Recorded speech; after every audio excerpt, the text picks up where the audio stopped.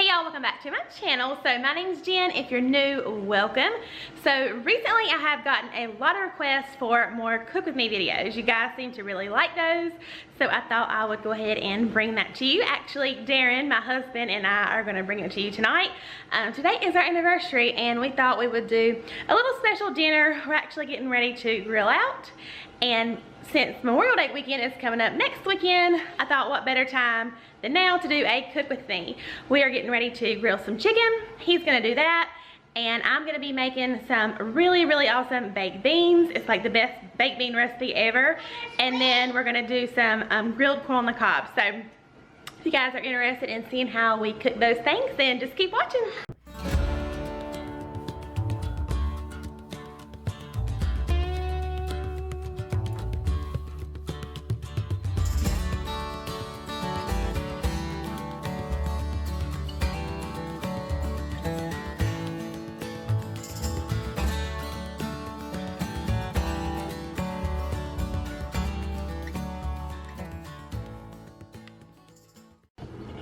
Right, you want to start the baked beans by preheating your oven to 375. Into a large mixing bowl, you're going to add 3/4 cup of ketchup. Then you're going to add a 1/2 cup of brown sugar. Also 1 tablespoon of yellow mustard. 1 tablespoon of Worcestershire sauce. Also, I like to add a couple drops of liquid smoke. This is optional, but it makes it really good. You can find this on the aisle at Walmart or any store, mostly with like the barbecue sauces and stuff. So I'm just gonna pop that open and just add a few little drops. It doesn't take much. Next, I'm gonna add a 1/4 teaspoon of garlic powder.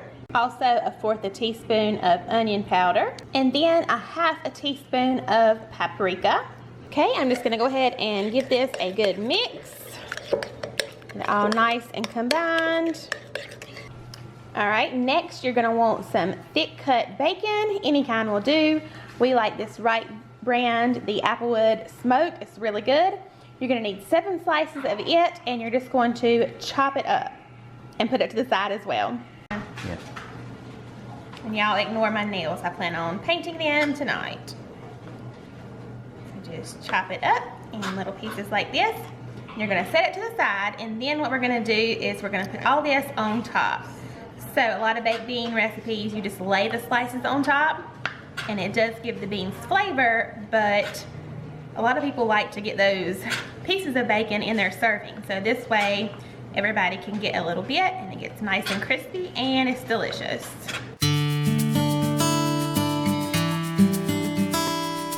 Alright, you're gonna need 2 cans of Van Camp's pork and beans, and you're just gonna dump these into the ketchup and other mixture that we did a second ago.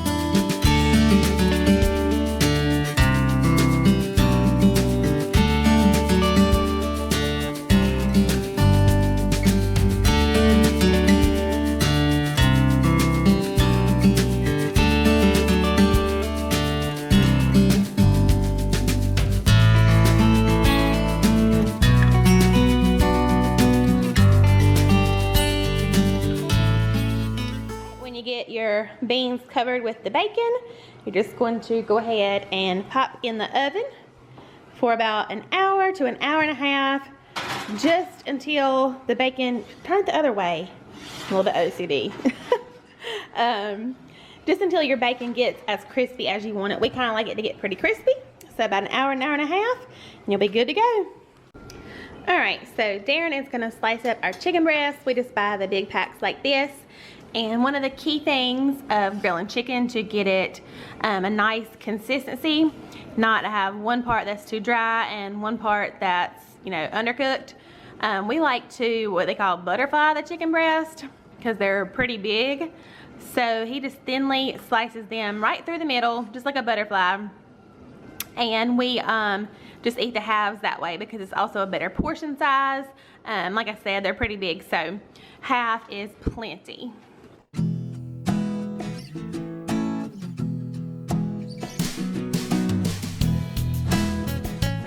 lots of different seasonings and everything on our chicken.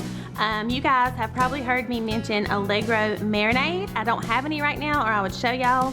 I will insert a picture right here.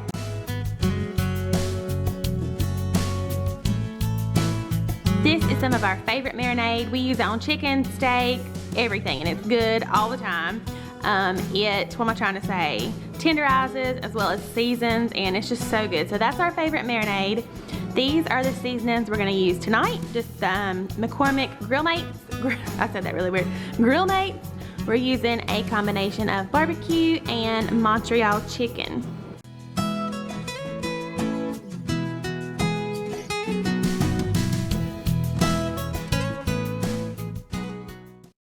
So now Darren is just shucking some corn on the cob, and then he's gonna add some butter. We're gonna wrap them in tin foil, and he's gonna add some butter, and then we like to use this Nature's Seasons seasoning blend.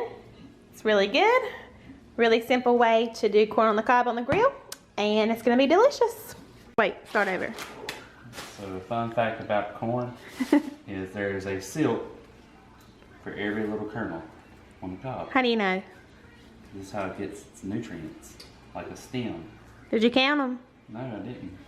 Huh. Fun fact. Fun fact, y'all. I've always heard. Well, it probably is true. Let's count them one day when we don't got nothing else to do. Yeah. So we like to put 2 or 3 pats of butter on each one. You can be kind of generous because it's gonna melt anyway. So just put a few pats of butter on there.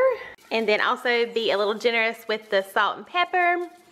And then you just wrap it up and it'll be ready to put on the grill. I just realized he added salt and pepper, and I told you guys we were using that seasoning. So he's throwing a curve in there, but that's okay. We're using salt and pepper and the Nature's Seasons now. You can use whatever kind of seasoning you want though. Salt and pepper works perfectly well. All right, so your chicken won't stick to your cast iron grill grates. Darren just puts a little bit of olive oil on some paper towels like this, a good bit. And you're just gonna kind of quickly brush it on. Obviously your paper towel, you don't want it to catch on fire, but it won't if you do it pretty quick. So that's how he does it. Sorry if y'all can hear the lawnmowers in the background. It's just that time of year. So he just lights it all on the grill grates like that while your grill is heating up.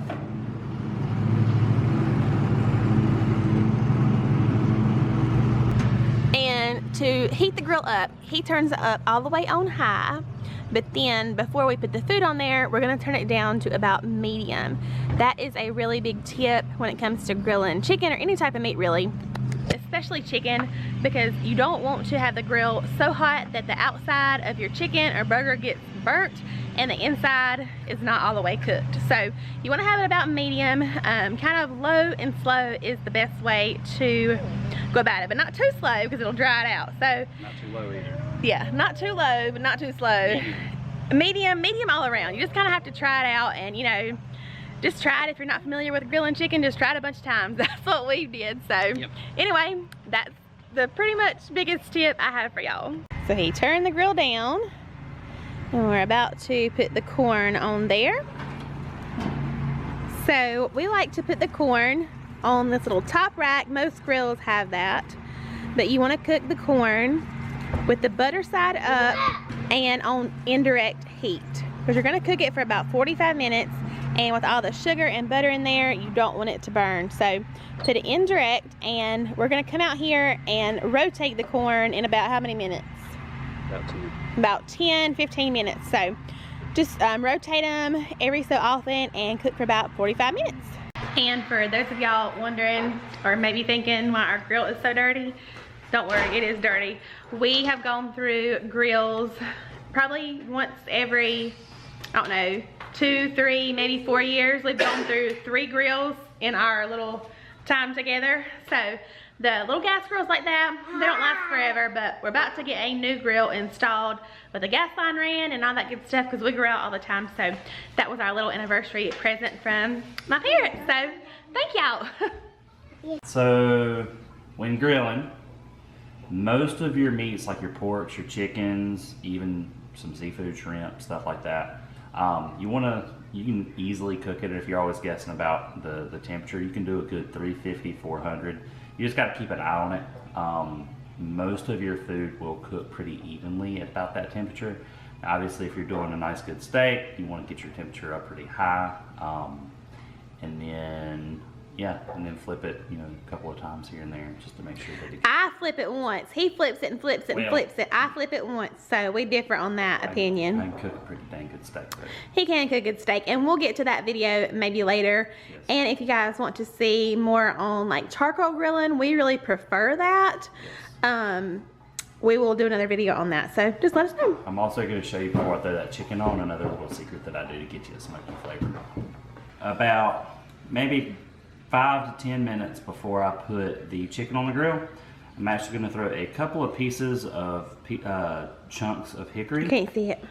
Huh? You gotta lift it up a little bit. A couple of chunks of hickory. What this will do, I just literally throw it right on top of the grill grate, right over top of a burner, and it'll actually give you that smoky flavor once it starts to smolder. So it'll give you the smoky flavor. So it'll give you that smoky flavor when you're grilling on a gas grill like that. Alright, so I think the beans are ready. The bacon's looking pretty crispy. Ouch, just broke my leg. Here are the beans when they come out. The whole house smells so good. Like a barbecue place. My mouth is watering. They are going to be delicious. I highly suggest you guys try this recipe for Memorial Day, 4th of July, any cookouts you have this summer. It is perfect. Smells good. There's a little piece of wood he put over there. Smells delicious. There's our corn. Looking good. So he's just temping our chicken. You want to make sure it's 165. Or what do you pull it off at? Pull it off right at 165. Alright y'all, here is our finished dinner.